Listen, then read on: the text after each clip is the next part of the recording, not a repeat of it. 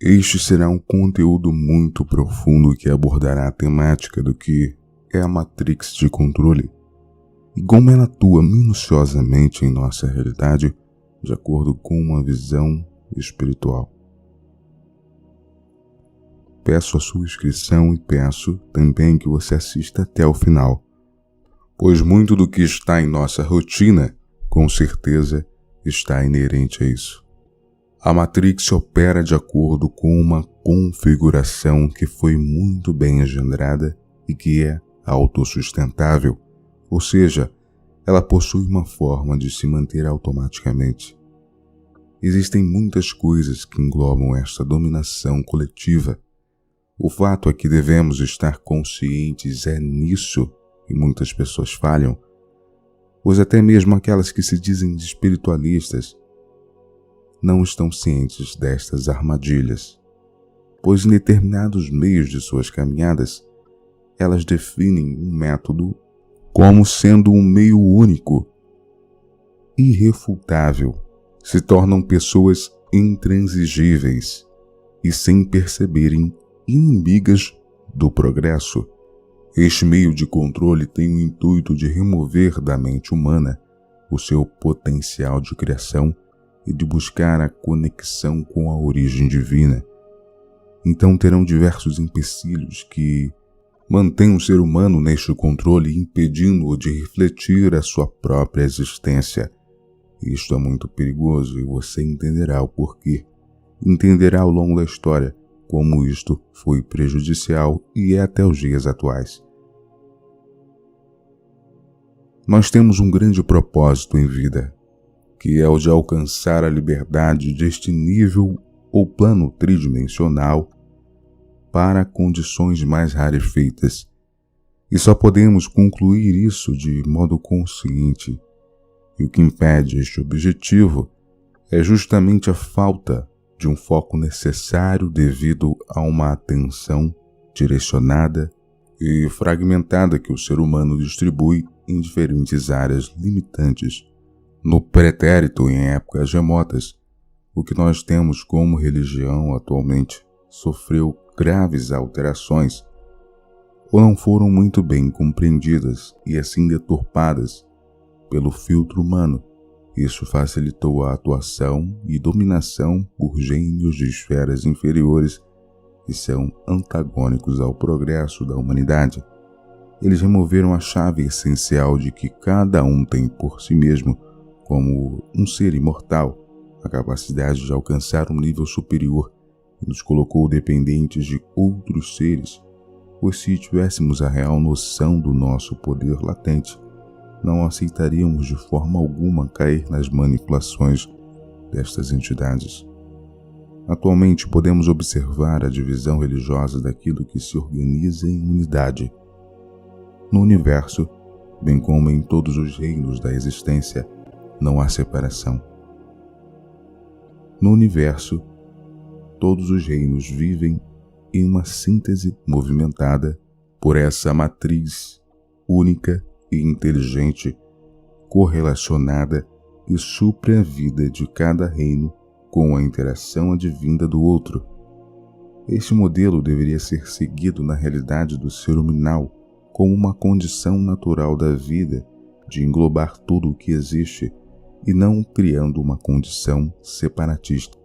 Podemos observar que este é um modelo de realidade que não dá certo, a não ser para os seres que anseiam em dominar e separar as pessoas uns dos outros, o que é algo totalmente contrário à realidade divina essencial e à interconexão que todos mantêm entre si. Esta percepção e condição separatista vem do ego e do impulso instintivo inferior de se sobrepor a outros meios de vida julgando-se superior. Podemos analisar que, em cada religião, o fiel específico desta luta para que seus ideais predominem, ignorando qualquer método ou linha filosófica que não seja a sua de origem, por acreditar totalmente que a sua religião é a única correta e por isso é irrefutável. Mas o que podemos ver através de uma pesquisa profunda é que há uma correlação entre estes textos e todos servem para um propósito específico. Aqueles, logicamente, que estão de acordo com as leis universais que regem a existência. Todo ser avatar responsável por trazer uma revelação em um momento periódico da vida terrena compreendeu a unidade essencial da existência e, por via deste entendimento, compartilhou o seu meio e área de aprofundamento, sendo intuído e direcionado por esta inteligência superior. Todos eram monistas, e todo grande pensador é monista. O monismo é um termo designado para a compreensão de que tudo atua de acordo com a unidade, que atribui à existência uma singularidade e que esta realidade é constituída por um princípio único.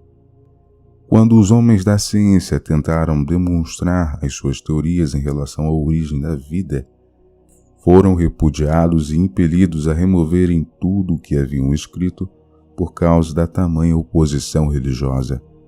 E, por causa disso, foram também obrigados a utilizarem uma grande parte de suas forças mentais para provarem que as afirmações dos profetas eram errôneas de acordo com as suas limitadas formas de entenderem a vida naquela época remota e sombria. O decorrente disso foi a perda da clareza de suas visões, de seus impulsos intuitivos, que se tornaram movidos pelo ego, e tudo o que fosse compartilhado de forma intuitiva por outros cientistas virava escárnio e era posto de lado. O pêndulo oscilou totalmente para a razão e lógica, aprisionando o intelecto humano e impedindo a obtenção de uma compreensão profunda da realidade espiritual. Tanto os religiosos de todas as religiões quanto os cientistas atualmente mergulham em suposições não adequadas para responderem à realidade da vida e, pelos primeiros, atribuírem crenças limitantes antigas, baseadas não na verdade universal, mas em um processo de manipulação por um Deus que possui características humanas, os segundos pelo intenso trauma e oposição da ignorância dos primeiros. Muitos sofreram impactos traumáticos e se fecharam para a verdadeira fonte que os dariam toda a solução para os problemas da vida. Até hoje, os seres humanos são manipulados por crenças que lhes dão mais medo e um temor disfarçado de devoção do que realmente sentem expressão do amor real alcançado somente com a elevação da consciência. O ser, para sentir a verdadeira conexão divina, deve parar por um tempo de assimilar a percepção física do corpo, que é limitada nesta dimensão terrena, e se elevar para níveis e planos mais altos, podendo sentir assim a verdadeira conexão com o divino. Isso lhes trará a solução dos seus problemas e a felicidade na vida. Tudo mais existente é a visibilidade do que se possui na mente. A interação dos impulsos mentais com a realidade universal atrai as partículas cintilantes para se unirem e assim gerarem a forma na realidade tangível. Porém, tudo é originário na mente divina. Por esse motivo, Jesus disse que sois deuses e os seres humanos têm a opção de criarem suas vidas. Um grande sábio, filósofo, contemporâneo de Jesus, Apolônio de Tiana, compartilhava das mesmas compreensões da realidade. Ensinava aos seus discípulos, de forma prática e muito além do seu tempo, a como utilizarem esta ferramenta que é a mente, demonstrando as formas e métodos necessários para alcançarem a liberdade desta percepção limitante que é o mundo do plano físico. Definida como Maya, a grande ilusão, a realidade do plano físico não é o problema, e sim um modelo de operação e condicionamento que foi dado aos seres humanos, podemos perceber que a Índia é um país riquíssimo, de acordo com a compreensão espiritual. Possui um dos solos mais ricos, com uma grande capacidade de fertilidade, mas em contrapartida, de acordo com a realidade socioeconômica, é um país totalmente escasso materialmente devido à falta e ênfase dos seus habitantes de concluírem um objetivo delineado e totalmente direcionado para alcançarem um equilíbrio entre a realidade física e a espiritual, dando ênfase tão somente na realidade espiritual. Podemos observar que os quadros se invertem quando falamos da realidade do ser ocidental. A mente lógica e racional bloqueia qualquer um dos impulsos oriundos de uma fonte inteligente para alcançar o progresso tecnológico e espiritual. A transição neste estágio atual é uma necessidade, pois o ser humano já está tendo uma compreensão mais profunda do invisível. Os cientistas, como a criança ingênua, desconhecem os perigos de se manipular um instrumento perfuro-cortante e assim dividiram o átomo, o que ocasionou como uma causa na criação de bombas atômicas. Os seres humanos realmente criam as suas realidades, mas de acordo com o que o coletivo tem como uma condição de interpretar a capacidade criativa do ser, que, se olhada por um viés externo e alheio à condição interna do ser, é limitada, impede uma real felicidade. As interações eletromagnéticas da mente humana dão origem à forma, extraindo do reservatório universal a inspiração para criar e dar forma ao imaterial. Os objetivos, antes de se tornarem visíveis, partem dos organizados impulsos da condição mental e permanecem na mente. Logo, o ser humano sente a necessidade, acima de tudo, de criar isso.